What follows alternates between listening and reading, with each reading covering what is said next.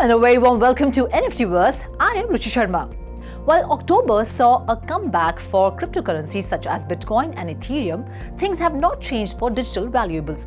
An NFT market summary shows that the total trading volume of the blockchain assets powered by JPEG increased by 15.2%. Compared to September, this percentage rise resulted in inflows of nearly $427 million in October alone.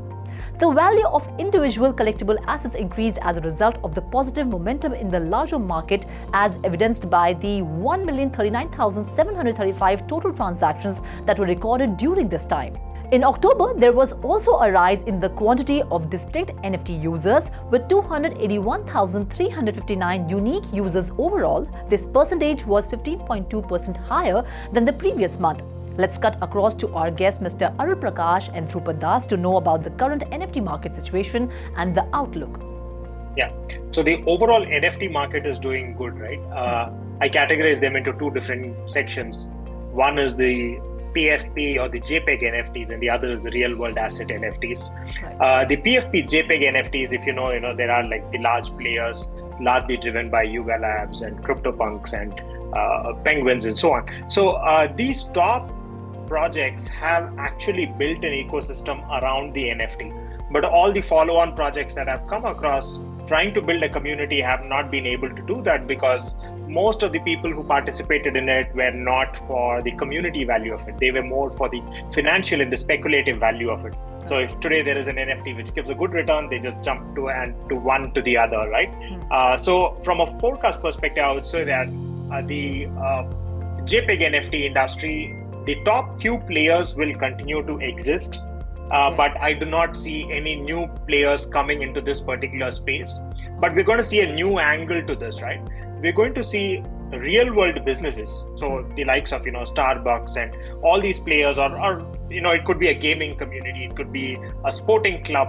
So those kind of NFTs are going to see much more adoption rather than the JPEG NFTs alone, which are only art driven, trying to build a community around it. So we're going to see community moving to NFT rather than NFTs moving towards communities. No, I've been in this space since 2016, and since that period, I've seen many of these, crypto cycles come and go. Right. Colloquially, we call them a crypto winter and a crypto summer. And traditionally, I've seen that winters outlast summers by quite a magnitude. Your winter can be 2 years, your summer can be 4 months. Yeah. So that's usually how I see these cycles move. And every time the cycle moves, every time we head into a summer, we see that the entire market kind of gets pushed upwards. Right? And that is usually because of speculation. It is also because people are taking profits from the coins or the crypto, that digital assets that they've been holding for such a long time. We see the shift, and this is no different. But to your question that what is the outlook, I would say that there is now chances of a decoupling of the NFT marketplace and the NFT industry. Right? So the marketplace is something that we can see on CoinMarketCap or any other NFT marketplaces. Right. The details are all there for us to see. But when we look at the industry, it is less visible to the naked eye, because that is what's happening in the back end. And that is the collection of your investors, your creators, developers, founders. It's an entire ecosystem, and the government and the community. The main part is the community. Right. So that ecosystem, I believe, has grown a lot. So the outlook, I would say, is bullish, long-term bullish. Creator royalties have been a major issue in the NFT market. Big NFT projects and creators are opposing it. In response to this, Yuga Labs, in partnership with Magic Eden, is coming out with an Ethereum-based NFT marketplace that will not compromise on royalties at all. Let's find out what our guest's view on the royalty war is and its consequences. Yeah, the royalty itself is, if you look at any of the revenue streams of all of these projects, royalties itself are a very minuscule part of how their revenue gets built up, right? It is more of principle around whether the artist should get secondary market royalty or not. So we're going to see fragmentation when it comes to marketplaces where people are going to transact on these NFTs, just like what Yuga Labs is doing with Magic Eden. They're kind of shelving off a separate market and trying to create a separate marketplace. Right. And they're able to do that because their brand is very strong, right? But for any new player, any new NFT who doesn't have the distribution capabilities of what the larger players have, they will have to succumb to smaller or no royalties itself.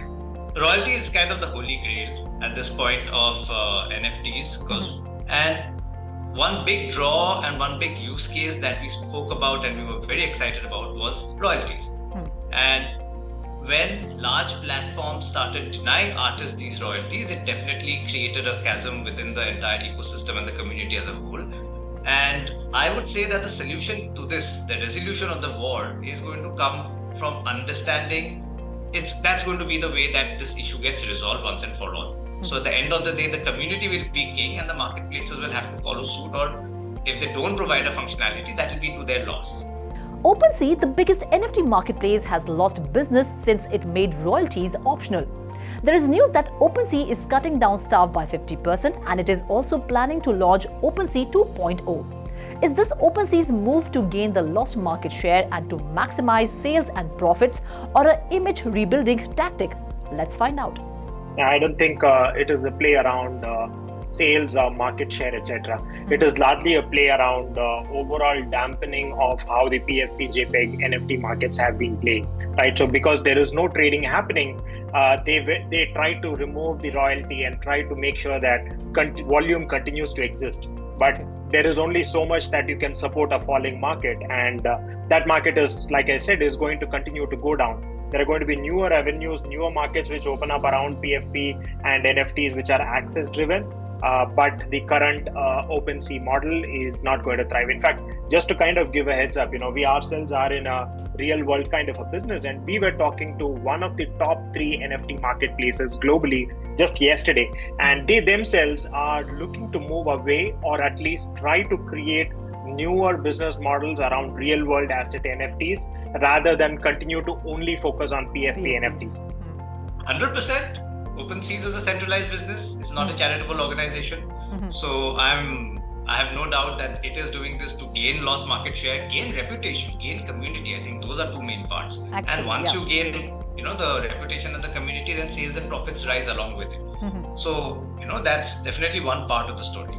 The second part is that now, OpenSeas took a huge hit when the crypto winter came in. Because when the crypto winter came, NFT winters followed, right? And that is a story as old as crypto. That when the winter comes, a lot of the players kind of get, outplayed by the market as a whole. So there's a shedding. But fortunately for us now, OpenSeas has managed to hold it together. And let's not forget that they were one of the first players. They have played a pivotal role in keeping this ecosystem, alive. And when there was no one else, there was OpenSea. So there is a lot of goodwill that they do still enjoy. And in the course of a business, the ups and downs will happen. And I think OpenSeas 2.0 is a bit to reinvent themselves. It's also an apology. And I have no doubt that these new amendments to the protocol layer that I'm talking about will play a role in how OpenSea designs its second iteration.